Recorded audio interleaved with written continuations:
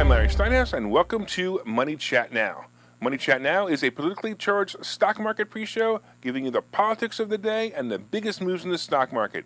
It is presented with comedic common sense and just the right amount of sarcasm by an expert in financial literacy, and hey, that's me, Larry Steinhaus. All right, for today's show, my producer has prepared a best-of compilation for your enjoyment. It features some of the most intense, informative, and hilarious segments featured on the show. Hey, you think I'm funny? Wait till you see some of these segments. Be sure to like and share the video and tell me in the comments what your favorite segment for the show was. Hey, don't forget to subscribe and follow Money Chat Now on social media. That way you'll never miss a show. Be sure to tune into Money Chat Now every day at 7:30 a.m. for all the latest going on in politics and the stock market.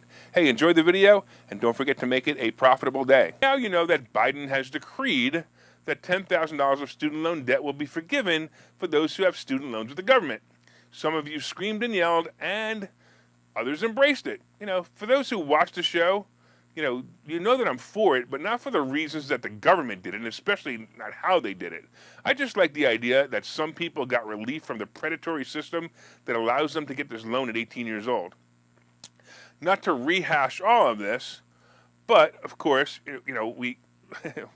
wow, not to rehash all of this, but there are a few lawsuits being filed that may, that kind of may stop or delay this political stunt by the government. According to Biden and the other Democrats looking to buy votes in the midterms, many should be able to apply for the student loan forgiveness this month. But the court challenges may change this. Here's the situation. First of all, Biden took advantage of the emergency order issued during the scamdemic and abused his power to forgive the students' loans. To me, this should be a crime.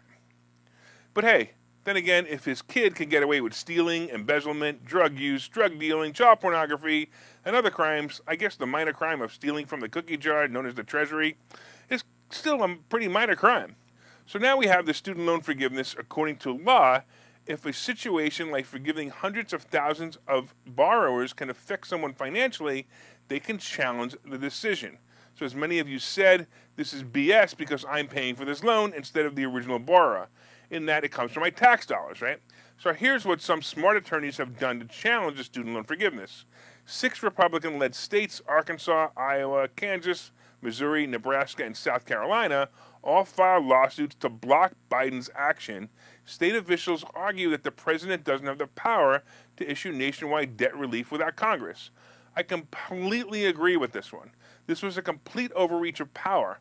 However, that we have seen in the last 3 years, more and more overreach of power by the government is not going to change. The problem is they can't win on this one. So basically, the Republicans say that they say this is an overreach, and they're definitely not going to win.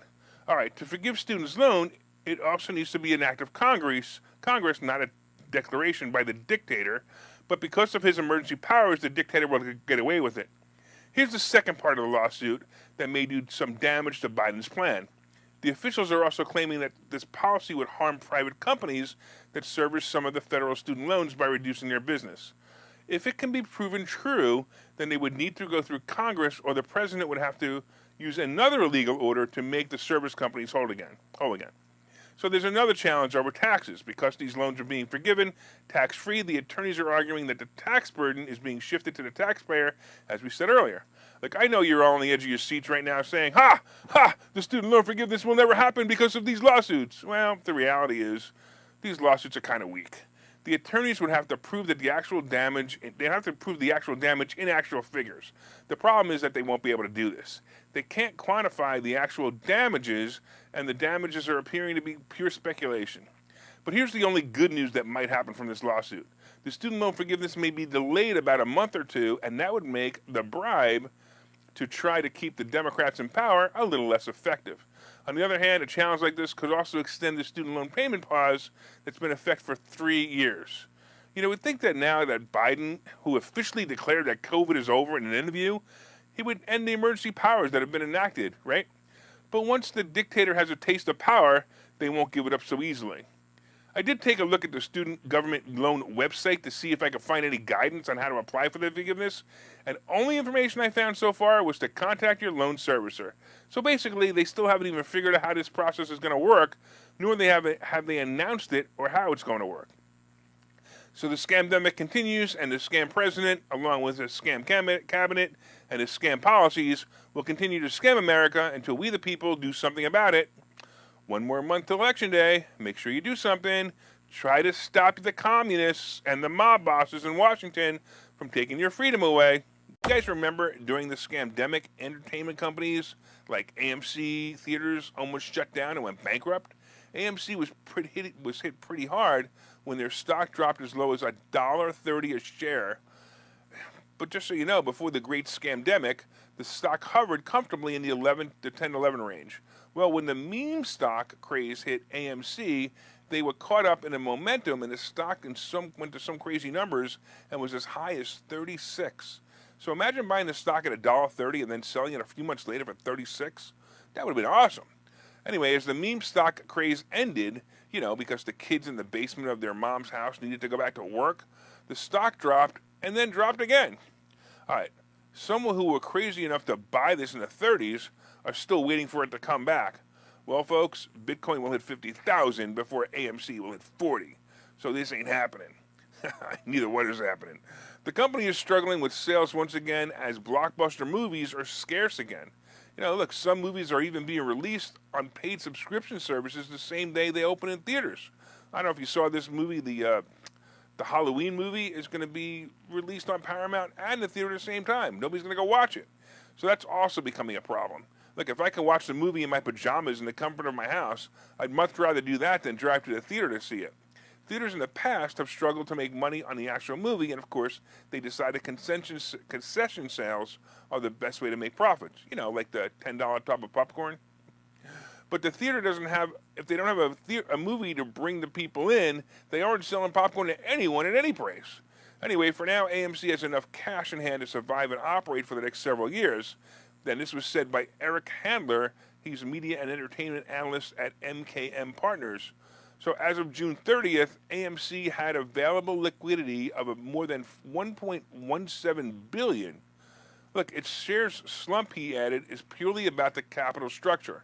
However, the company continues to bleed money, and at $6 a share, they still might be overpriced, is what he said.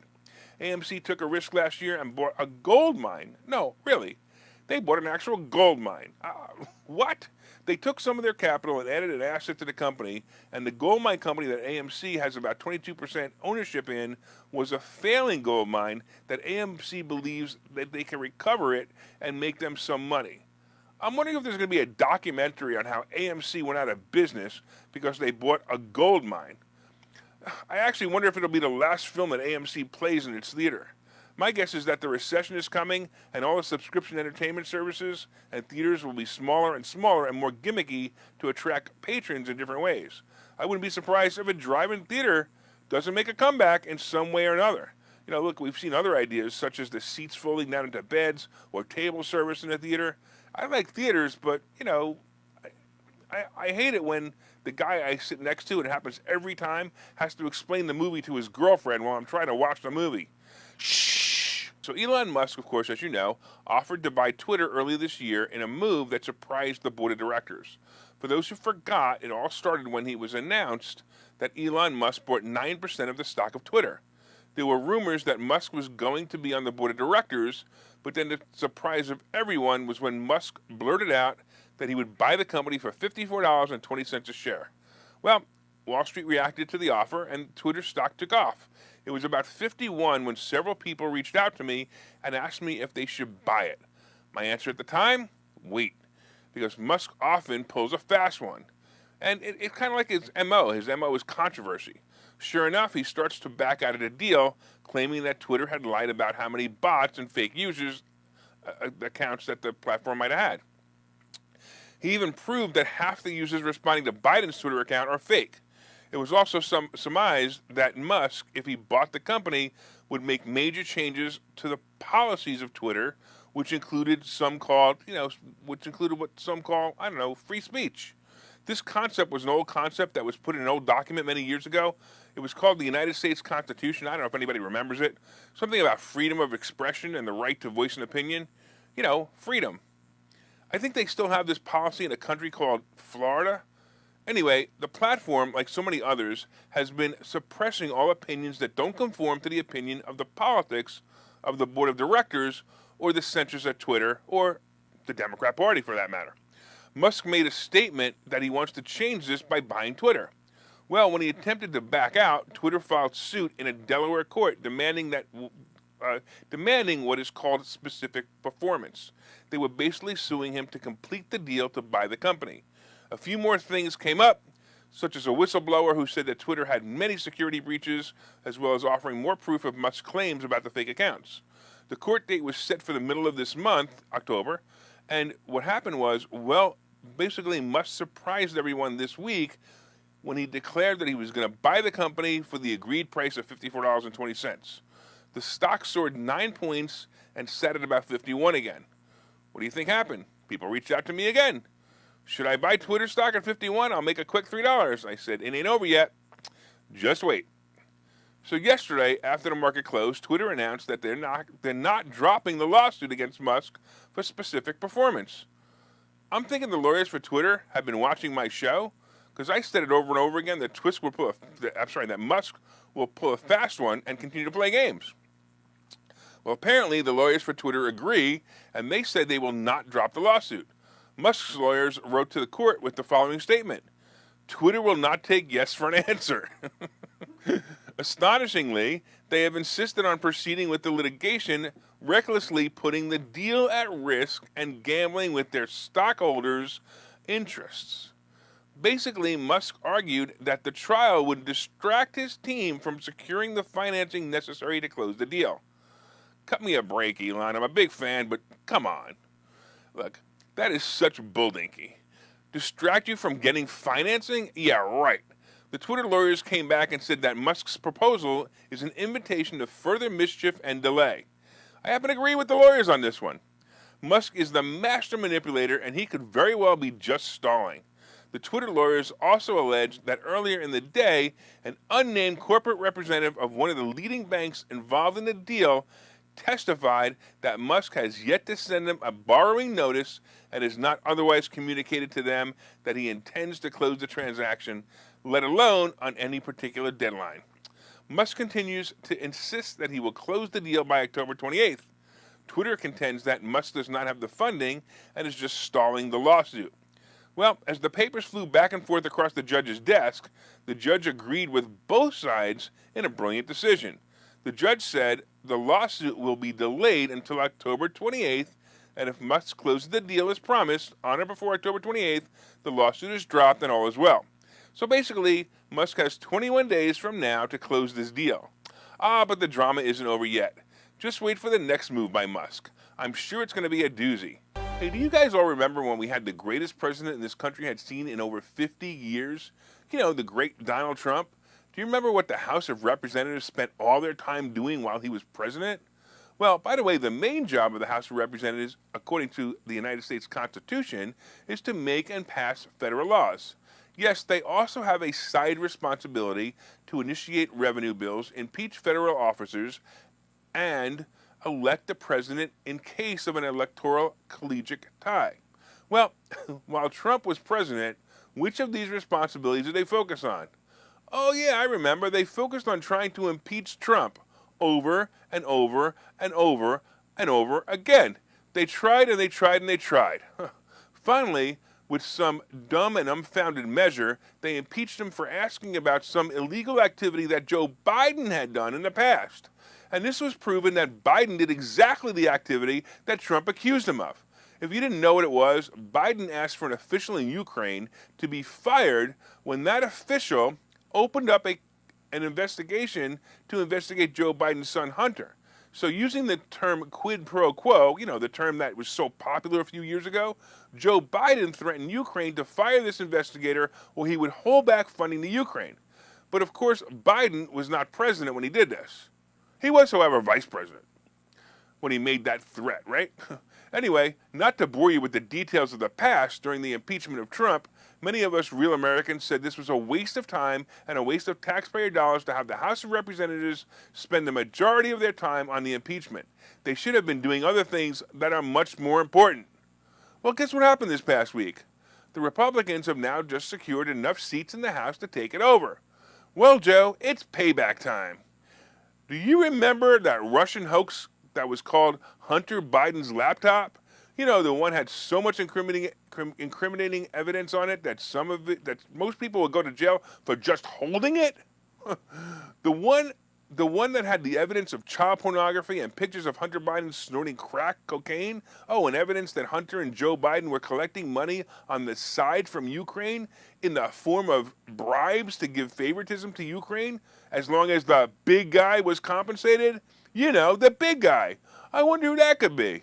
Well, with the GOP in charge of the House, their next move is to investigate the Biden family for some serious crimes. Payback time. But wait till you hear this response from the White House. Instead of working with the President Biden to address issues important to the American people, like lower costs, congressional Republicans' top priority is to go after President Biden with politically motivated attacks, choking a long history of debunked conspiracy theories. This was said by Ian Sams, a spokesperson for the White House Counsel Office. Oh, I see. We shouldn't waste our time on finding the truth. Of course not. We should waste our time on making up stories that have no basis in reality. You know, like when they impeached Trump twice, or investigating the so-called insurrection that was less deadly than any Black Lives Matter rally.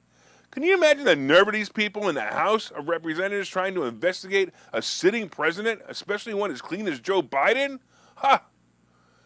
James Comer of Kentucky and Jim Jordan of Ohio held a press conference Thursday to detail their impending investigations into the Biden administration.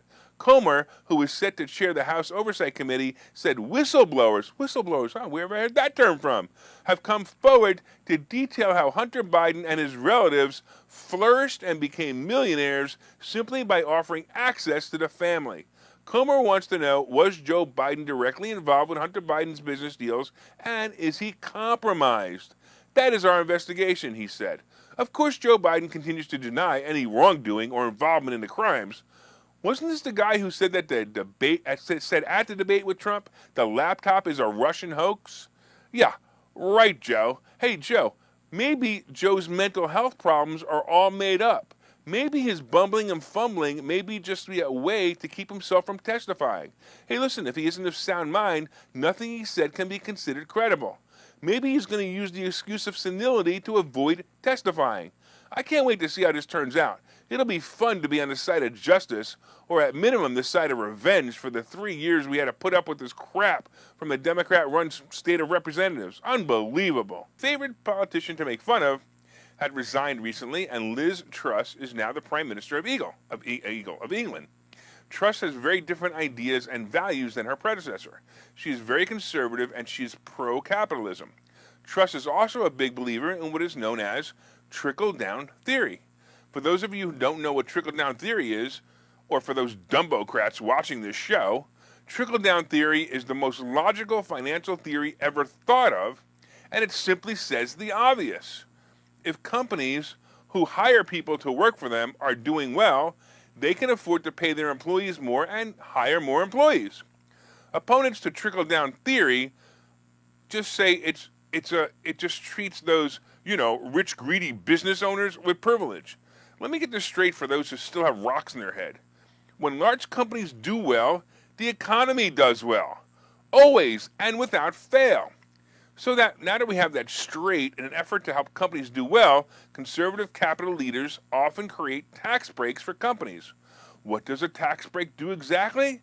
Well, it creates, it lets if a company pays less taxes, it can use that extra money to grow. When a business grows, what does that mean to the economy? Simply, it means that they will need more people to run the company. Many of the anti-capitalist leaders have destroyed more economies by increasing taxes on companies.